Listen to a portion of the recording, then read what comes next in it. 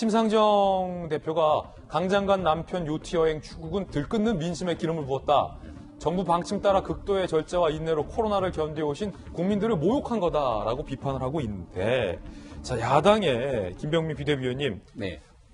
지금 아까 댓글 보셨는데 누군 집 밖으로 나갈 줄 모르냐, 누군 안 답답하냐, 누군 그걸 모르냐라는 것 같아요. 더군다나 우리 김광삼 변호사 말씀 주셨듯이 해외여행 가지 말라라는 외교부 장관의 남편이 아니라면 이렇게 문제가 될 게 없는데, 정작 외교부 장관, 현 정부의 고위 공직자의 가족들은 우리 국민들과 전혀 다른 삶을 살고 있다는 거에 지금 국민들이 분노하고 있는 거 아닙니까? 단순히 남편이 말을 안 들어요라는 말로는 해명이 안 되는 국면 같아요. 정치는 저는 하나의 상징이 갖고 있는 의미가 굉장히 중요하다고 생각하고요.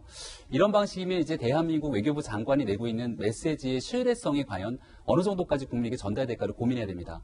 우리가 왜 문재인 정부 부동산 정책 비판하면서 집값 상승에 대한 내용도 굉장히 들끓었는데, 훨씬 더 큰 분노를 가족이 만들었던 건 가진 집 한 채 빼고는 다 팔라고 대한민국 정부 청와대가 얘기를 했습니다만, 시간이 지나고 나서 보니까 여전히 다주택자들이 많은 거예요. 처음에는 여기에 대해서 개인의 문제 여러 가지 사족을 달았지만 결국 문재인 대통령의 선택은 가진 집 한 채 빼고 여러 집을 갖고 있는 참모진들을 다 정리하는 수순으로 가게 됐죠. 왜냐하면 그만큼 정부에서 메시지를 발신하고 있는 공권력을 갖고 있는 사람들의 상징이 굉장히 중요하다는 얘기를 드리는 겁니다. 지금 강경화 장관 남편의 일이긴 합니다만은 강경화 장관 남편도 가족이잖아요. 예. 그죠? 우리는 공직자에 대해서 재산 신고할 때 가족의 재산 신고 다 하죠. 우리 김진 기자가 자동차 살 때 아내랑 굉장히 깊이 있게 고민하는 걸 제가 옆에서 지켜봤습니다. 그건 허락 받고 삽니다.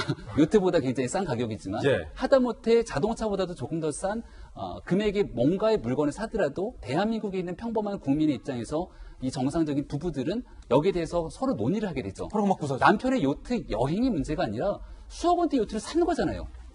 이 부부간에 이런 거 수억 원대 물건 사는데 얘기 안 하고 삽니까? 그런 정도의 상황으로 수억 원의 돈을 요트 사는데 호화롭게 쓰는데 부부간에 얘기도 안 하고 쓸 정도의 그런 사람이 대한민국의 국무장관으로, 국무위원으로 활동을 합니까? 이게 만약 지금 청문회 과정으로 거슬러 올라갔다면 이러한 국무위원은 청문회에서 통과할 수 있겠습니까?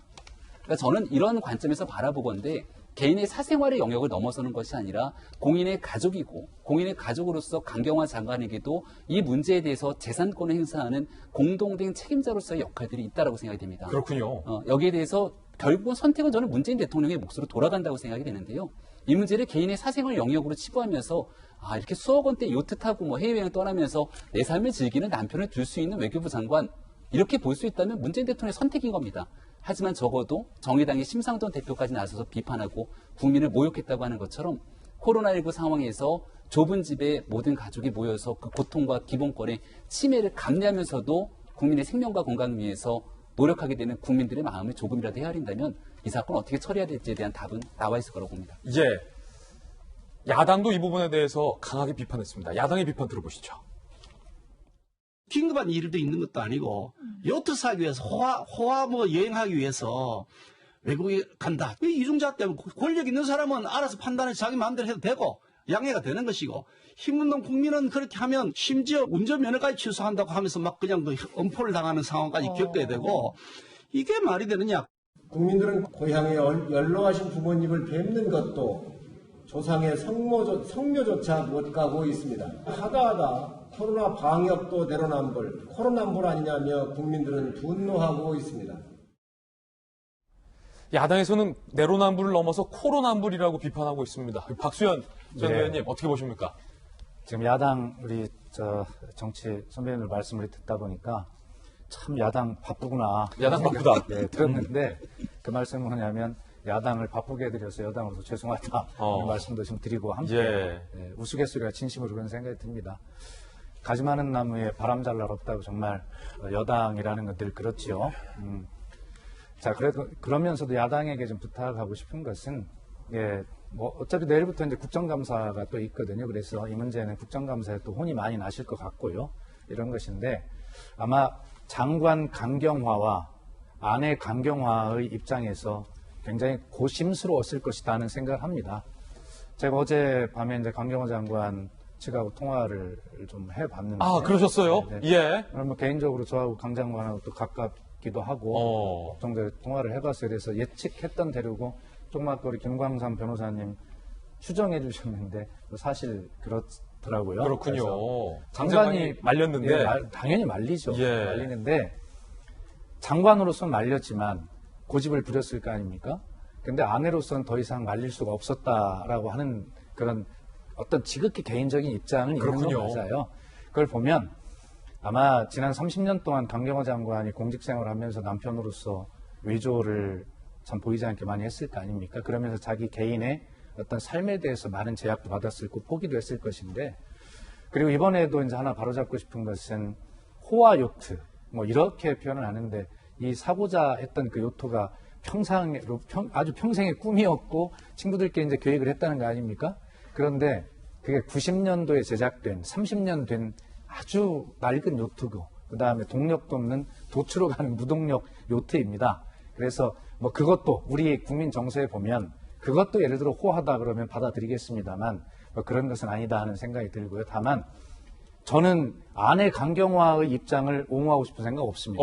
분명히 장관 강경화의 입장으로 강력하게 그렇다더라도 이건 말렸어야 된다는 생각을 가지고 있고, 국정감사에서 충분하게 또 야당 의원님들로부터 국민들로부터 또 여러 가지 질책을 받을 것이다 이런 생각은 들고요.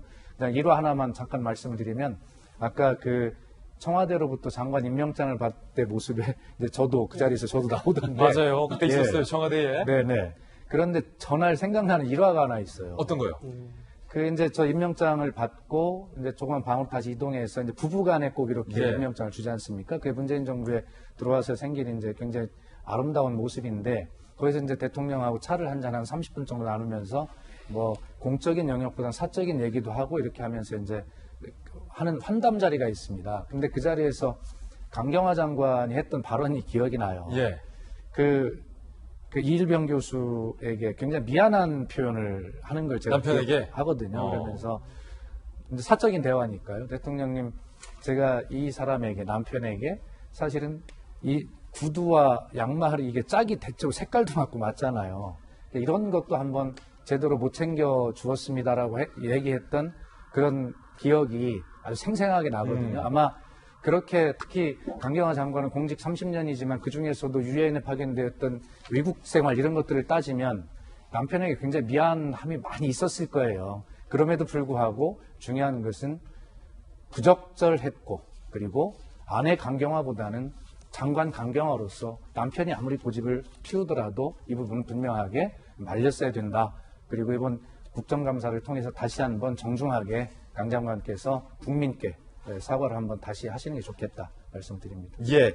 자, 그런데 한국일보에서는요, 외교부 내부에서 은근히 서운함을 야당이 아니라 여당에게 토로하고 있다는 겁니다. 조국 추미애 사태와는 달리 여당이 유독 강 장관 이슈에는 매섭다라는 겁니다.